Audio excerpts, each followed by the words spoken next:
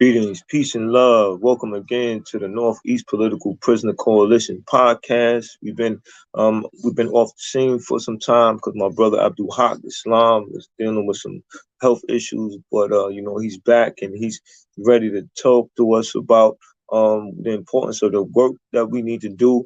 So for those who come tuning in for the first time, my name is Brother Frank, and I'm with my brother, former political prisoner Abdul Haq Islam. So today's episode, we focus on inspiration we gained from the very important month of Martyrs. We didn't get a chance to do an episode on Che Guevara, but we have him in the background. If you recognize that famous picture of him, we find inspiration from Che because despite his physical limitations, because of his asthma, he still understood the bigger picture. He understood that he had to fight he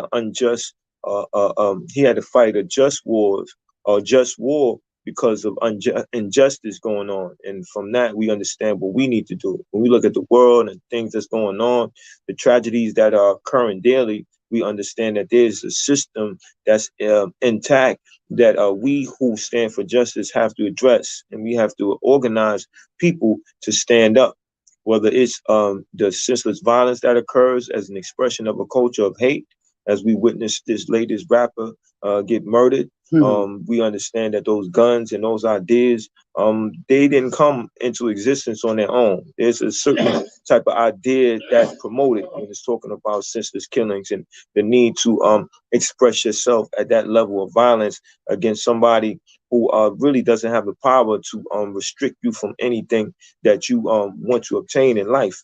And I think that this has to be something that has to be looked upon from a bigger perspective, right? Far too often we see life and our goals from the perspective of how we see it, but we don't look at the entire world and what's going on and what actions need to take place. And I think that when we look at the political prisoner and we look at the sacrifices and the ideas that a political prisoner represent, we have to salute them. We have to express solidarity in what we choose to do regarding their freedom or struggling for their freedom. And we can't be complacent and relax and act like we don't know that there's an injustice going on. So today we want to have a discussion on that. We want to make sure people take time and talk about political prisoners, rights to political prisoners, get educated on political prisoners, and do your part. The first time viewing and share with 10 people. Subscribe to our YouTube channel. Aid us in our work. Do what you can. Cash at me at Sefu Sankofa. That's Cash App. SEFUSANKOFA. Abdul Haq.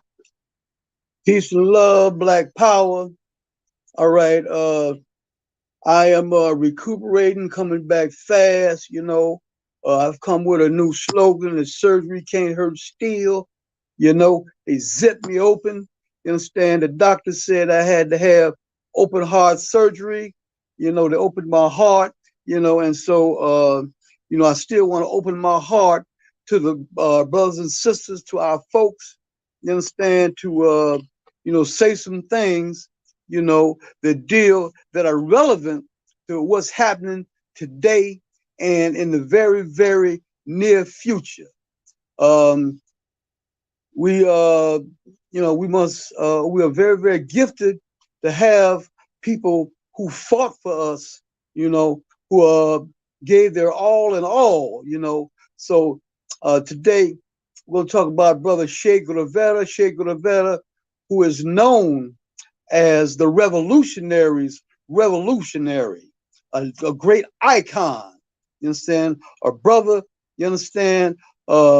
Tremendous spirit, you know, highly, highly principled, love the people, who entered the struggle 1,000%, you understand, because he had witnessed poverty and suffering, you understand, from results of the system, this oppressive, blood sucking, cannibalistic system that people are living under all over the world. In Guatemala, he was part of the military contingent, you know, uh, the regime that he was supporting, you understand, was destroyed by the U.S. forces. From there he went to Mexico, where he hooked up with Fidel and Raul Castro, and so they formulated a fighting group in Cuba, a small fighting group,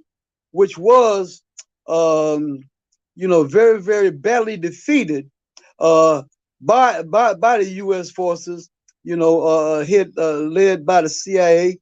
So from there, they went to the Sierra Maestra Mountains, where they regrouped, organized, recruited, you understand, captured weapons from the Batista regime, and they launched the revolution, the guerrilla warfare in Cuba, which defeated Batista and his forces, and Che became a very, very powerful and leading, and had many um, leadership roles in the Cuban Revolution. You understand, which was organized on the basis of the masses of the people, the needs of the masses of the people being number one, and that all the energy and the economy and the political policies would not go to benefiting a small group of people. He became international. He believed in an international revolution. You understand? He believed in guerrilla warfare, and indeed, uh, gives us the courage to understand that guerrillas can prevail over a highly mechanized, oppressive state.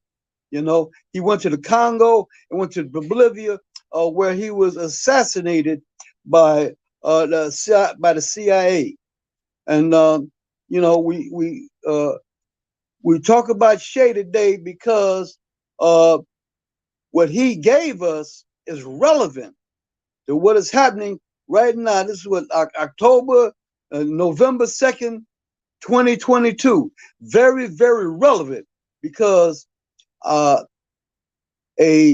far right wing fascist blood sucking regime is about to win a major election here in America. It's on the rise, it's on the move. You understand? And this is Trump's gang. Trump's gang bangers. You understand? Are gaining prominence, and so our people got to get ready. So we got to have that fighting spirit. We got to have that resistance.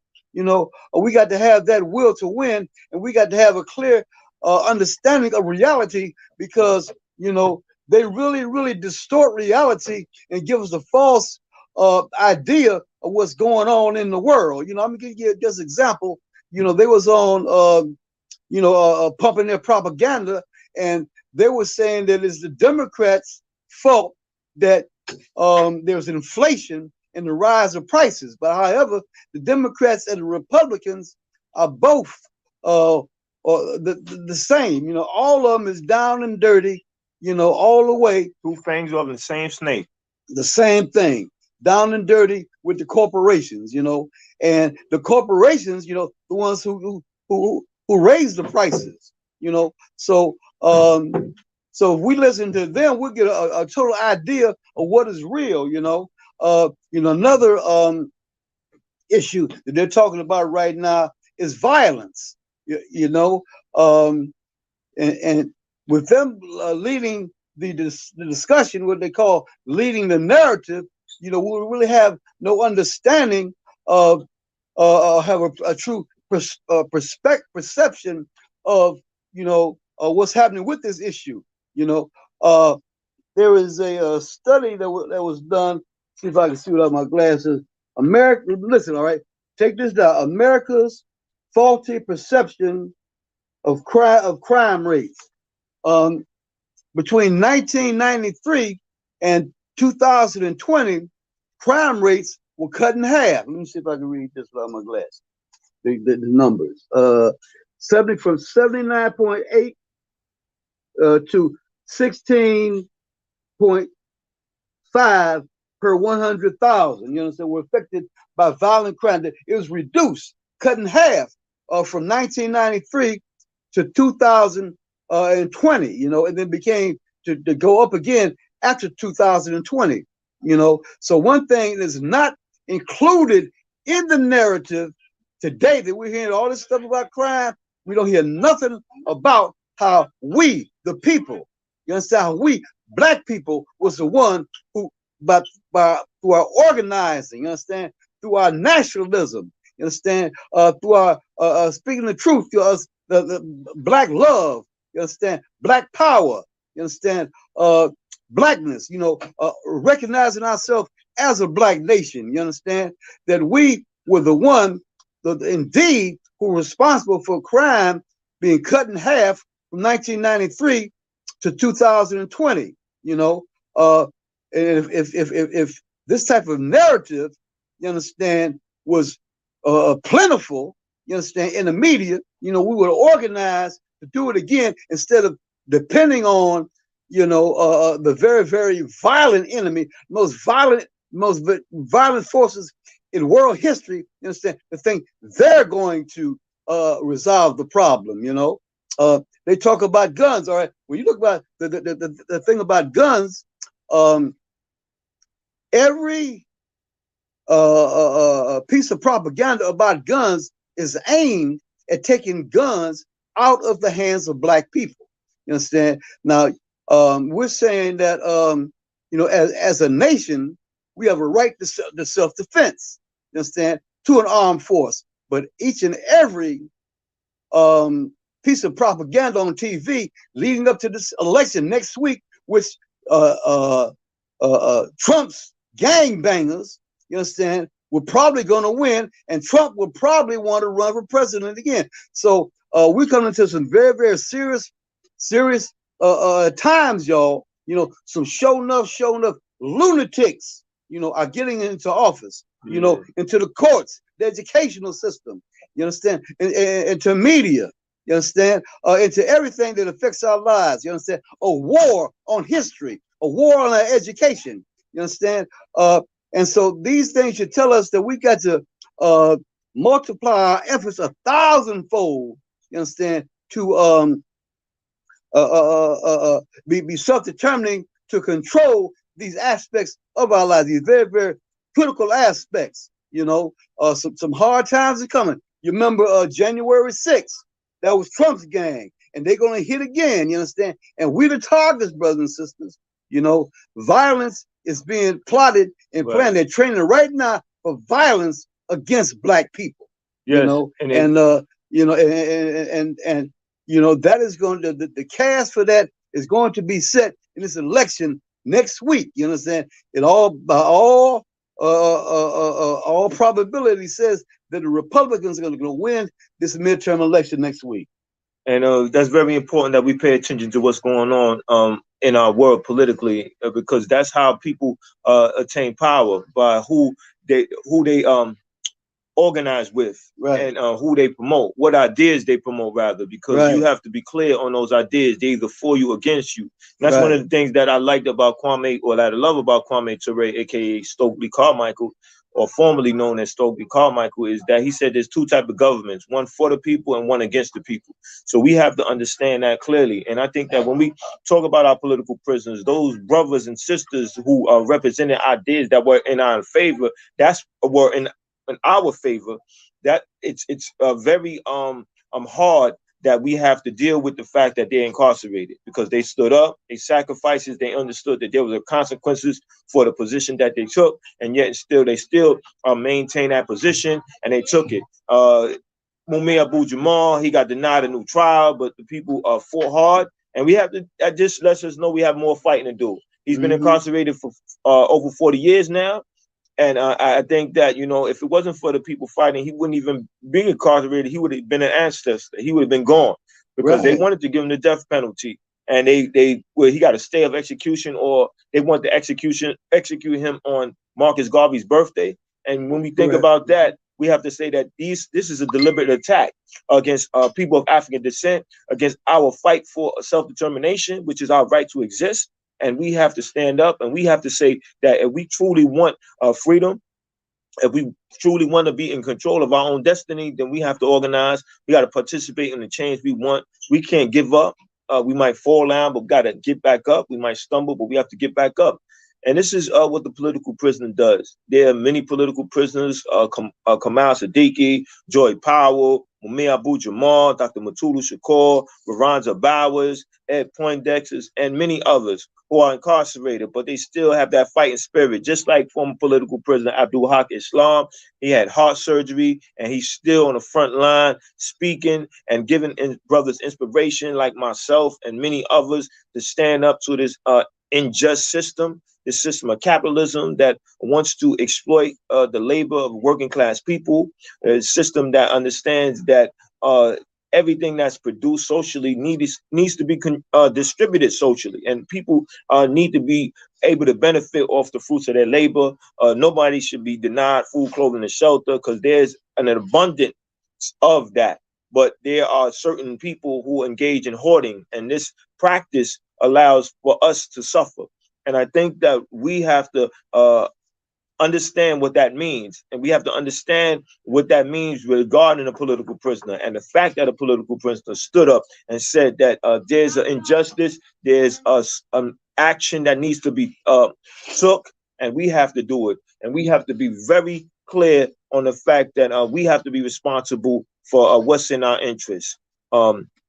The situation with Mumia, we have to salute Mumia. Black Power salute to Mumia, because he's still standing on his position. He's still standing on the point that he's innocent. He's still focused on his job as a revolutionary. He still has not compromised in saying that the system can resolve its own errors. But in fact, the system is designed a certain way to exploit people. So regardless of who's in the position of power, if that person or those people are not challenging capitalism, then it's going to be the same process over and over again. Because to engage in capitalism is to unite or co-sign exploitation.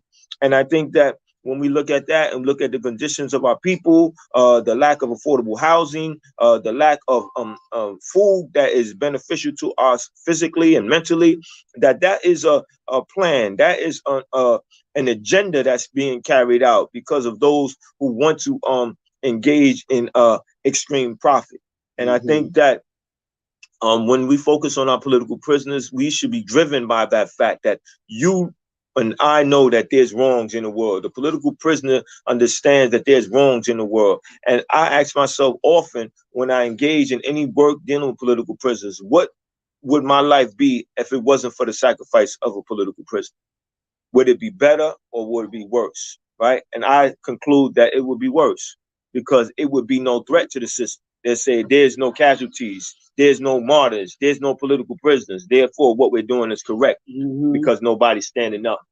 So when you think about people like Mumia who hold their position, people like Veronza Bowers who remain incarcerated, people like Joy Powell who remain incarcerated and yet still are standing strong in their ideas and their will to transform the world. What do you think about them?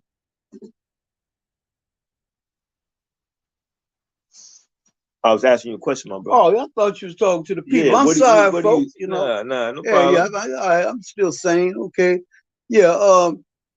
I love them. You know, and they gave love to us, and you know, we are in a like I'm saying, we are in the times right now when their sacrifices, you know, and their essence, their nature of who they were, you know, and what they did and what they participated in, you understand, is very, very relevant. These are very, Yes. very relevant times because we got some lunatics that's getting ready to get in some very, very high places in office, you know, across country. You know, these lunatics, you know, they baying like wolves right now. You know, they gonna win. You know, and it's gonna be very, very bad for black folks. You know, so we're saying that just before that election, that Black Solidarity Day is coming. You know, Yes, as we yes. always hear, we always talking about we got to have unity. We got to come together. But what you think Black Solidarity Day is about? Exactly. It's about unity. You Yes. know, so we got to you know, push that theme of unity, coming together, you know, working in what is in our interests, you know, dealing with the reality of the world, you understand? Us determining what is real and what is fake, you know, and recognizing these crazy ideas that this far right wing is putting out here now. You understand? Absolutely. I'm talking about total insanity, you know, they got people who agree with them to say that we should be totally disarmed, that we should have no means to protect ourselves, to defend ourselves. You know, in the discussion, about these violent extremists. You understand? Who did their thing on January 6th? These violent extremists, in regard to them, that we should not even have no guns, that we should not have no weapons. Right. Understand? That's ridiculous. How can people defend themselves if they can't be armed? Right. And so these lunatics, you understand, should be given a free pass to do anything they want to do to people of color. This is the type of ideas that's being put out here by spokesmen, you understand, who say that they're against the far right wing, you understand, but indeed, you know, the ideas cooperate. The wrong ideas out there in the air cooperate with that. And so I think you just made me. I'm sorry. I'm sorry to cut you off, but I just had a thought, and I didn't want to lose this thought because you saying you talking about these ideas that are in opposition to people moving forward, right? And so now we look at the political prisoners that represent the ideas of people moving forward. And that's why it's very important that we bring our political prisoners home, because they need to be with us. They need to be able to organize with us, and they need to help us move our people forward. And people would be further inspired to stand up for justice, because they know that when I stand up for justice, there are people that are going to fight for me to for the sacrifices or the penalties behind me standing up for justice are been reduced or eliminated if possible, right? Meaning that I stood up for justice and I got incarcerated. There were people to fight for me, fight for me and my release. I was incarcerated and people wrote me. I was incarcerated and people organized for my bail money. There were people that responded to my actions. And that's why I think that we need to continue to struggle for political prisoners. Let's be inspired by the coming home of Jalil Abdul Muthar King, of Sundiata Acoli, of Sekou Odinga, and David Gilbert, and you know, others. You know, if I forgot to mention them, you know, you mentioned them, right? You put that in the comments. Let's free them all, because we can't free them all. Because if it wasn't for us, those who I just mentioned would still be incarcerated. All of them fought in the spirit of Che Guevara. You understand? You know, very, very golden people. You understand? Um, you know, who executed, you understand, and lived. Didn't just talk a good game, but did it. You understand? They did it for us. Right. And do your research, study these brothers and sisters. Who Yes. sacrifice. Get to know who they are. In fact, and write them. And And they do right back. yeah, they do do right And I back. think when you have that dialogue with a political prisoner, it becomes more personal. You Yeah. build up this relationship with them. You let others know that you wrote to a political prisoner. Then you tell others that what you talked about with the political prisoner, and others become inspired, and others their consciousness rises a bit because now they understand that there are people who are incarcerated because they stood up for them. There are people who are incarcerated who deserve a voice. And in fact, you become the voice of a political prisoner. And that's why this podcast is so important. That's why we encourage so many to share with others, because the political prisoner needs to have a voice. Political prisoners don't need to die in prison, because that does something to us, our psyche, when our political prisoners die in prison. You say that this person stood up for so long and yet died in prison, and did people forget him or her? Did people ignore him or her? Then there's those who are martyrs. They was assassinated, and yet you ask, is this the outcome that possibly may happen for me? But when we look at life, it's not how long you live, it's how you live, right? It's quality over quantity. And I think that that has to be understood, because if you are holding on to something, and as you hold on to something so firmly, you are compromising your views and your points and the principles that you're supposed to stand on, if you have any. Then how you really living, right? You're living in a box. You're not really flapping your wings. You're not really expressing yourself or getting in tune with who you are as a human being, to really enjoy life.